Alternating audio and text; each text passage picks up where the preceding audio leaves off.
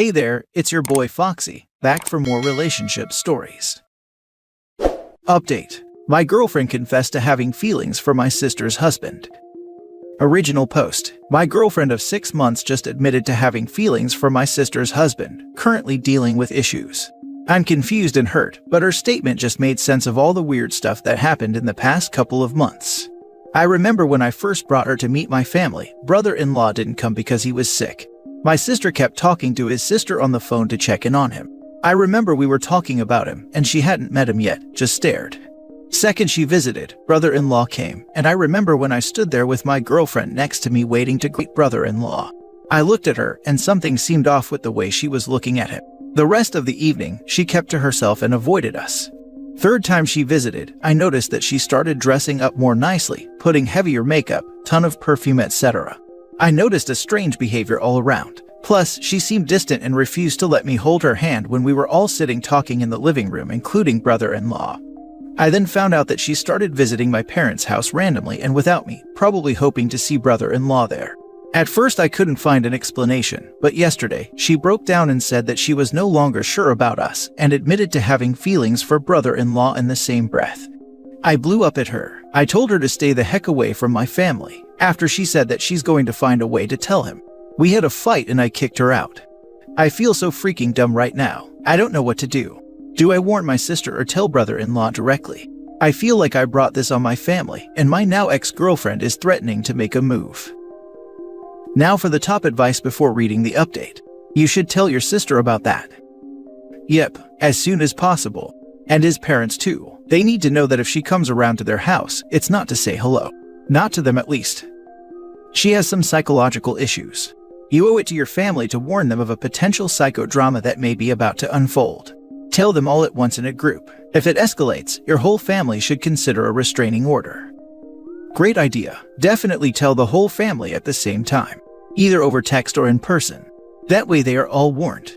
I have a feeling the ex will still try to show up to their parents' house, so they need to be warned too. Definitely speak to your sister about this. Tell everyone, all family members, so she doesn't find an opening.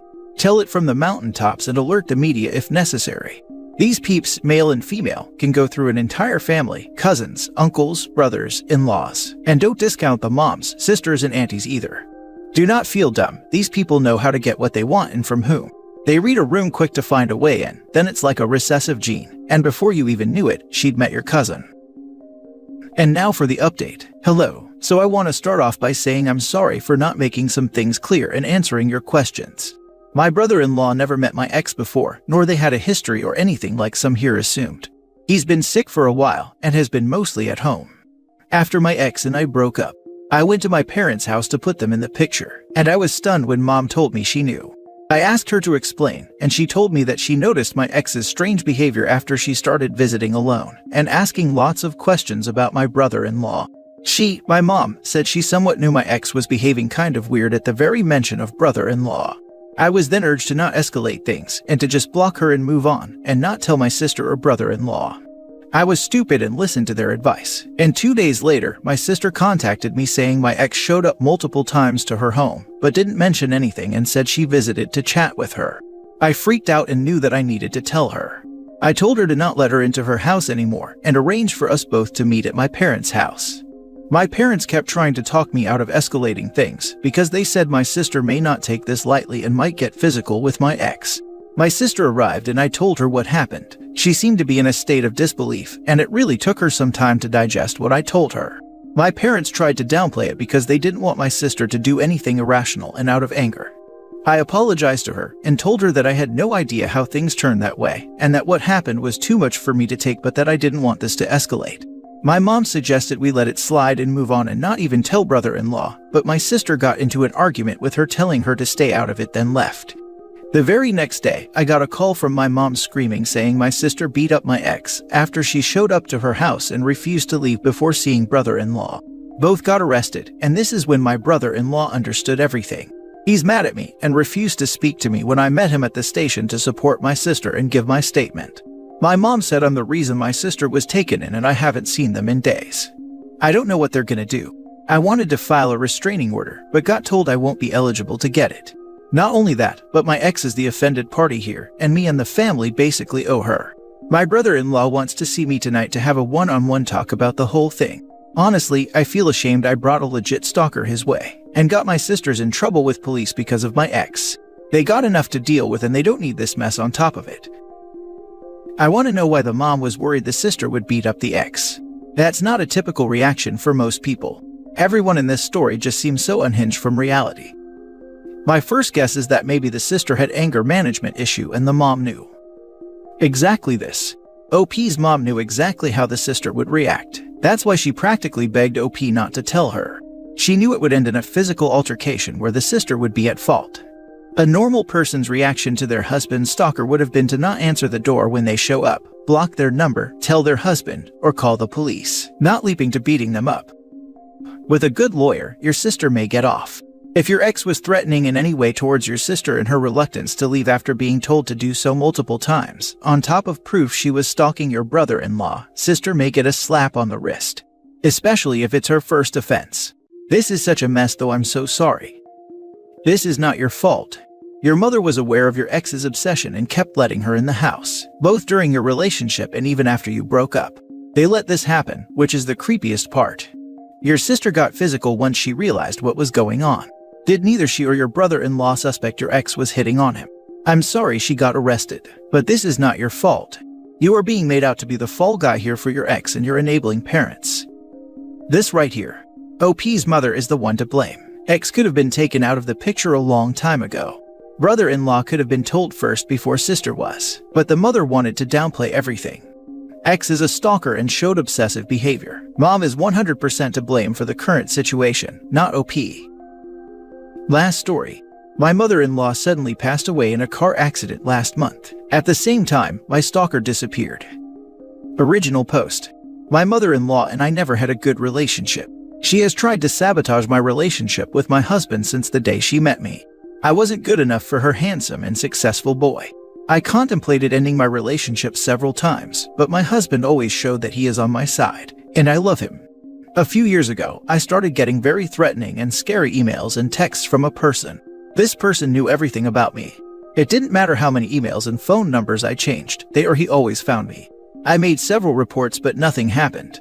My husband tried everything to trace the emails, but nothing came out of it. This past year I basically never left the apartment alone. I haven't received a single threatening text or email from this person in a month. After a few days I wasn't surprised. Felt like I always knew it was mother-in-law deep down. My husband hasn't reacted yet. He's consumed with his grief and I don't want to bother him, especially when he bitterly told me you must be very pleased now, when we heard the news and I tried to comfort him. He apologized later and said he was just feeling guilty that he loved and chose me more that he loved her. Now I'm just waiting for him to connect the dots. Will he get it? If he does, will he talk to me about it? I don't know if I will ever bring it up to him. Also, I won't relax and go back to my normal life just yet. But I know it in my heart that it's over and I can't be happier about my life. Now for the top advice before reading the update. You know there are a lot of cases where people had tons of threatening letters and phone calls. In many, they never found out who did it, and most people assumed it was some random psycho. But I wonder how many were someone close to them instead. There was an episode of This American Life about a woman who was continuously the victim of identity theft. Bank account kept getting hit despite changing cards, banks, everything. Turned out she was living with the thief. I have a disabled friend who lives with their family, and friend's identity has been stolen a number of times. I know inside that it's friend's mom. I brought it up to friend, but they don't believe it. To add, mom takes every single bit of friend's social security disability money every month. Every single penny. It's disgusting. I cannot believe I never thought of that. My daughter has a friend that has the exact same thing happening to her.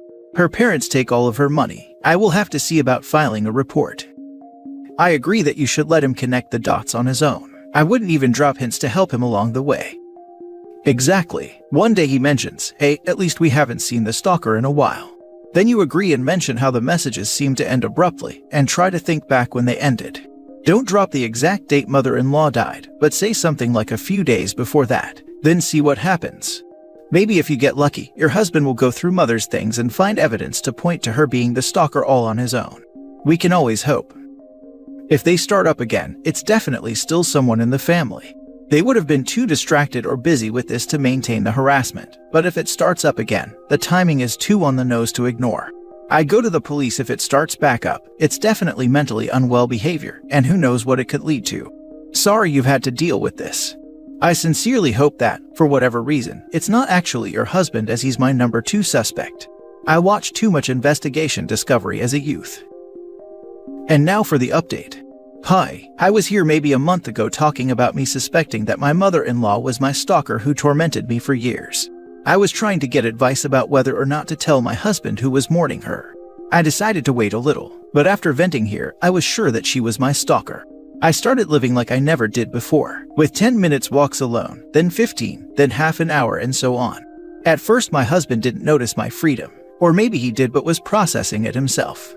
Last Friday I told him that I was going out with the girls. Alone. Yes.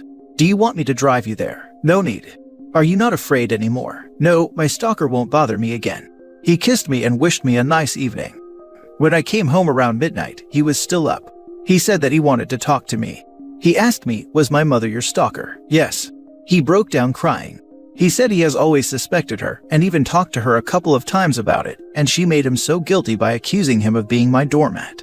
He said he noticed how after so many years of fear and anxiety, I eventually stopped crying in my sleep, and he has noticed that I haven't woken him up for a month now. I actually don't remember half the time I woke him up in terror, but he always told me and my therapist about it whenever it happened. He apologized for never discussing it with me and never protected me from his family, even though he had suspicions. Honestly, I'm not even mad or disappointed. If the police couldn't help me, I don't know how much my husband could have done, and I just want to move on and leave this behind. We are going to start couples therapy, and my husband is planning to tell his family that mother-in-law was my stalker. He is adamant about it, and honestly I think it's a good idea. My husband has also decided not to attend the headstone setting on mother-in-law's grave. I can't imagine the terror that was inflicted on you throughout this experience. I hope you are proud of yourself and your husband for working together to find closure. It must have been incredibly difficult not telling him your suspicion towards your mother-in-law. You are far stronger than I, and likely most people, would have been if put in this predicament. Congratulations on your newly found freedom. I hope you and your husband find peace and healing in the months and years to come. Please keep us updated on how your in-laws handle the situation. Denial can be difficult to overcome, especially when it revolves around a family member's actions. I remember reading your original post and being deeply troubled by the circumstances you were facing. I don't know you, but I want you to know that I admire your strength. I'm so happy that I got my life back, and that my husband doesn't hate me for it. He believed me. The love and mutual respect you two share shows so clearly through your story. You had the grace to give him time to come to the realization on his own. He had the grace to recognize how your struggling coincided with his mother's presence in your lives. It's a beautiful outcome to a deeply troubling experience. Y'all must be two very strong people who have found each other and made the decision to navigate this world as partners. Here's to a lifetime of love and understanding. I wanted so many times to leave the relationship because I couldn't take the stalking any longer, but he has been nothing but supportive and kind to me, and I love him so much. I'm glad we stuck together. I hope I didn't oversimplify your struggle in my response, not that you implied I had. Just reading back on my comment, I realized that I may have been too flowery for the seriousness of your situation. You must have fought through most of the trauma alone, not that your husband wasn't present and attentive, but because the stalking was targeted at you and it was your safety that was put at risk. I can't imagine how lonely that must have felt. I genuinely hope your in-laws display the same level of understanding and support as your husband has. Absolutely not. Your comments are exactly the type I want right now, because I don't want to look back to that period, ever. I remember your post. I'm amazed you had the self-control not to say anything to him. I'm not sure I would have. I'm sorry she put you through such hell, but so glad for you that it's over. I hope that your husband is able to process this and truly come to terms with what his mother put you through, what she ultimately put you both through. Enjoy your freedom from fear, and I wish many happy years for you both. I didn't want to talk to him while he was already down. It didn't feel right.